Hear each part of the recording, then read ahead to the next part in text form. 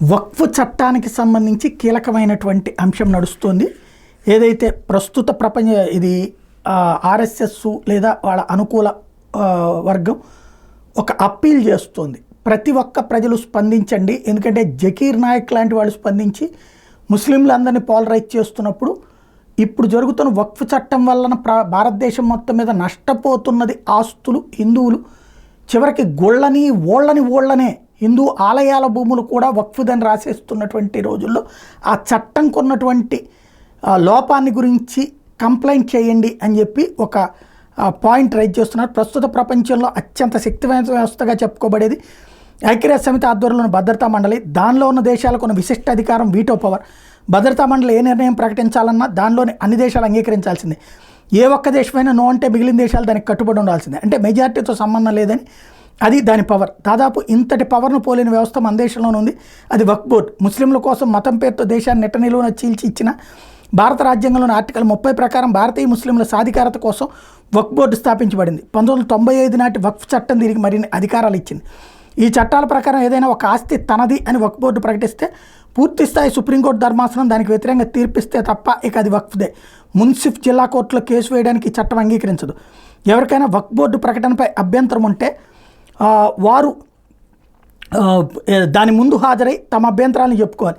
అక్కడ తమకు న్యాయం జరగలేదనిపిస్తే, నిజంగా జరిగేది కూడా అదే కదా, ఇప్పుడు హైకోర్టులు సుప్రీంకోర్టును అంటే మిగిలిన సివిల్ వివాదాలను వక్ఫ్ వ్యాజ్యాల విన్యాసం ఒక ఎత్తు అనమాట. కాబట్టి మన దేశంలో సైన్యం, రైల్వేల వంటి ప్రభుత్వ రంగాల తర్వాత అంతటి ఆస్తులు కలిగింది వక్ఫ్ బోర్డు. ఇంకొక విశేషం ఉందండి, దీని ఆస్తులు ఎక్కువగా నగరాలు, పట్టణాల్లోనే ఉన్నాయి.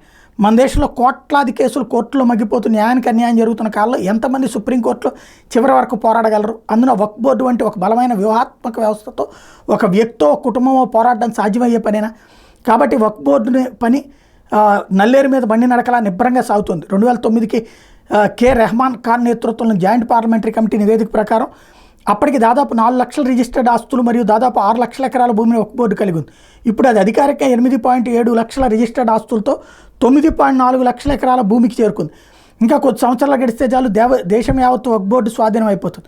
వక్ఫ్ అనేది చట్టం ద్వారా పవిత్రమైన, మతపరమైన లేదా ధార్మికమైనదిగా గుర్తించబడిన ఏదైనా ఉద్దేశానికి ముస్లిం ద్వారా ఏదైనా చెర లేదా స్థిరాస్తిని శాశ్వతంగా విరాళంగా ఇవ్వడం. నిజానికి ఇది వారి పవిత్ర గ్రంథంలో ఎక్కడా చెప్పబడలేదు. దేశ విభజన జరిగిన తర్వాత పాకిస్తాన్ వెళ్ళిన ముస్లింల ఆస్తుని వక్ఫ్ బోర్డు తన స్వాధీనం చేసుకుంది. అంటే మన దేశాన్ని విభజించి భూమి ఇచ్చిన వారు ఇక్కడ వదిలేసి వెళ్ళిన భూములు వారి స్వాధీనంలోనే ఇప్పటి వరకు ఉన్నాయన్నమాట.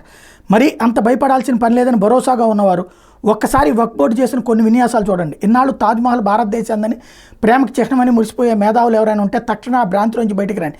దాన్ని కట్టించాడని చెప్పుకునే షాజహాన్ దానికి వక్ఫ్ బోర్డుకి రాసేశాడట. కాశీ విశ్వనాథుని ఆలయం పక్కన ఉన్న వివాదాస్పద జ్ఞానవాపి మసీదు ప్రాంతం వక్ఫ్ బోర్డుదేనట. ఇస్లాం పుట్టకముందే 1500 ఏళ్ల క్రితం నిర్మించిన తమిళనాడులోని ఆలయంతో సహా ఆ ఆలయం ఉన్న గ్రామం తమదేనని తమిళనాడులోని వక్ఫ్ బోర్డు ప్రకటనలు జారీ చేయడమే కాకుండా అలాంటి 7 గ్రామాలు కూడా తమవేనని పోస్టర్లు కూడా అంటించింది. 2021లో హిందువుల పవిత్ర పుణ్యక్షేత్రాలు ఒకటైన బెట్ ద్వారకాలోని 2 ద్వీపాలు మావేనని వాటిని తమకు అప్పగించాలని గుజరాత్ వక్ఫ్ బోర్డు కేసేసింది. వీటిలో ఒక ద్వీపంలో ఉన్న 7,000 కుటుంబాల్లో 6,000 కుటుంబాలు ముస్లింలు. 1947 నాటికి నిర్మించబడిన హర్యానాలోని యమునానగర్ జిల్లా జత్లానా గ్రామంలోని గురుద్వారా సిక్కులది కాదని, అది వక్ఫ్ బోర్డుదేనని కోర్టు తీర్పిచ్చింది. 1862 నాటి రెవెన్యూ రికార్డుల ప్రకారం హిందూ పగోడా ఉన్న ఉత్తరప్రదేశ్ లక్నోలోని ఒక శివాలయ ప్రాంతం కూడా 1908లో పుట్టుకొచ్చిన వక్ఫ్ బోర్డుదేనని ప్రకటించుకున్నారు. ఢిల్లీలోని కేంద్ర ప్రభుత్వ ఆధీనంలో 123 ఆస్తులు తమవని ఢిల్లీ వక్ఫ్ బోర్డు కోర్టుకు వెళ్ళింది. ఇలా క్లెయిములు చేసుకున్న భూముల మీద కేంద్ర రాష్ట్ర ప్రభుత్వాలు సుదీర్ఘకాలం కోర్టులో పోరాడితే కొన్నిట్లో మాత్రం ఉపశమనం పొందారు. రంగారెడ్డి జిల్లా మణికొండ పరిధిలో ఉన్న 50,000 కోట్ల విలువ చేసే 1654 ఎకరాల భూమి తమదేనని ఆంధ్రప్రదేశ్ వక్ఫ్ బోర్డు క్లెయిమ్ చేయగా రాష్ట్ర ప్రభుత్వం వేసిన కేసులో ఆ భూములని వక్ఫ్వి కావని తీర్పిచ్చింది హైకోర్టు. ఇలాంటివి ఎన్నో కోకొల్లలు. మరి ఇలా స్వాధీనం చేసుకున్న భూములు వక్ఫ్ బోర్డులు ఏం చేస్తున్నాయో చూద్దామా. దేశవ్యాప్తంగా దాదాపు 17,000కు పైగా వక్ఫ్ ఆస్తుల ఆక్రమణ జరిగింది. ఆక్రమించిన వారుగా ఆరోపణలు ఎదుర్కొన్న వారు ముస్లింలే. ఇందులో అత్యధికంగా పంజాబ్లో 5,610 జరిగితే మధ్యప్రదేశ్లో 3,240, పశ్చిమ బెంగాల్లో 3,082, తమిళనాడులో 1,335, కర్ణాటకలో 862లో జరిగింది.